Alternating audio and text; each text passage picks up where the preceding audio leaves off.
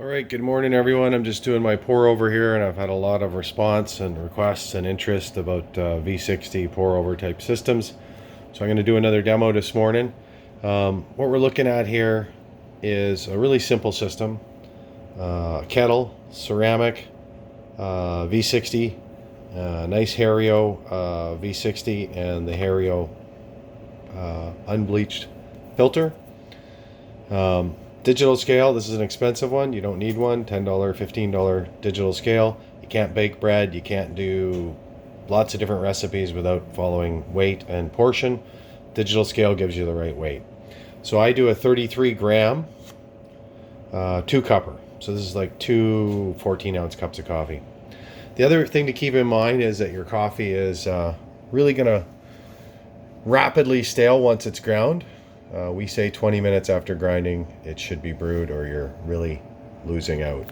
What's happening is the coffee bean has been ground, and all the volatile flavors and aromas that we're looking for in our cup of coffee are now atomizing and making the room smell nice. They're floating around the room, which is a nice way to make your room smell nice, but you really want it in your cup of coffee. The other thing to consider is the coffee itself. What does it look like? Darker roast coffee are usually lower grade coffee. And the analogy I would give is if you had a really nice $20 steak and your friend wanted it well done on the barbecue, you probably would refuse to do that. It's the same thing with high quality coffee. You would never roast the specialty grade, top grade coffees to dark roast.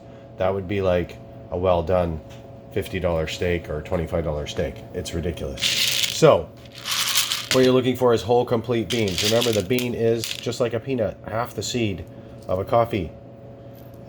It's like a peanut. It's like two halves of the seed. So when your coffee bean is incomplete, when it's not all there, there's something wrong. Usually an insect ate the other half. The other thing to look for is your coffee bean oily? When coffee beans age, they get oily. The oil migrates to the surface. So fresh roasted coffee is dry. Oily coffee is old. Old coffee is stale and it doesn't have the flavor. So coffee beans should be consumed within 30 days of roasting is optimum, and they should be ground and used right away. So this coffee here, if left an hour, would be like 2-month-old coffee. It's going to stale. So a lot of little pre-prep stuff there. Good quality coffee, grind it fresh. The best thing you can do at home is to buy a nice grinder, honestly. If you don't have a good grinder at home, buy that. Do not buy an espresso machine. Do not buy all these other things. If you want to buy something nice for your home and you want to buy an espresso machine, it's probably not worth the effort, to be honest with you. So we have a kettle. We've got a nice gooseneck on it. You don't have to be that fancy. We're going to wet the coffee, just like when I'm making here on the espresso bar. The espresso, when I push the buttons up here, it would wait about 5 seconds.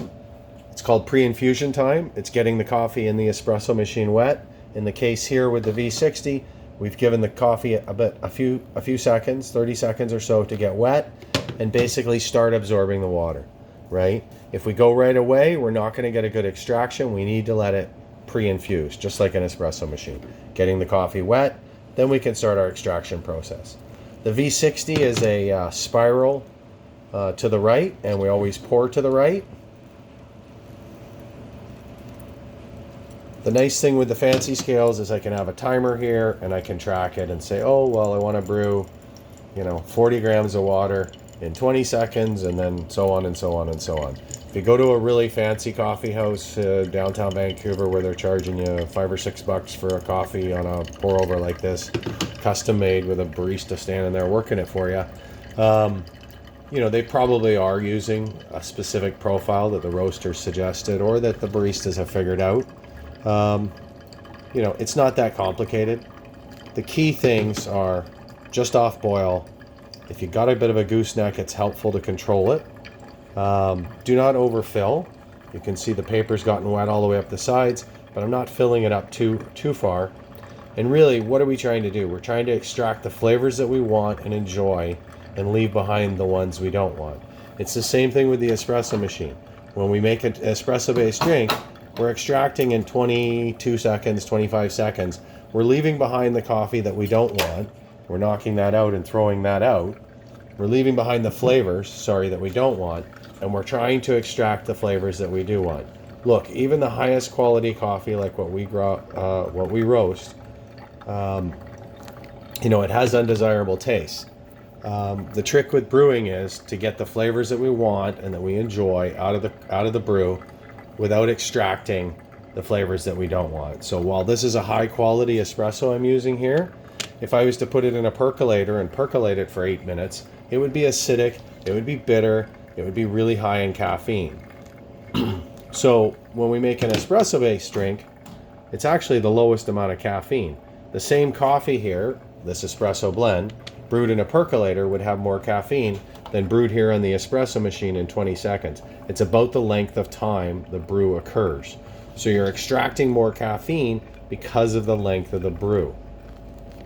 So camp stove coffee has the most caffeine because you're sitting there boiling coffee and water for like 10 minutes. It's just like a percolator. So again, this is pretty simple. It's a simple setup, a kettle, a V60, a decanter to put it into, and a digital scale. You could put all this together for $70-$80 probably. There are less expensive plastic V60s, better to have ceramic. A couple things you didn't know is I heated the vessel and I heated the V60 ahead of time. If we don't keep our cups warm on top of the espresso machine here, we keep a cup warmer. That's when you're serving in ceramic cups, the cup has to be warmed up. If the cup is not warm, you're going to shock the coffee, and it's also going to take the temperature down when it's served. So that's my V60. Super simple. Took me like 2 minutes. High quality coffee, fresh ground for like a cone grind, and a nice kettle. But you don't need an expensive kettle. Again, this whole setup doesn't cost that much.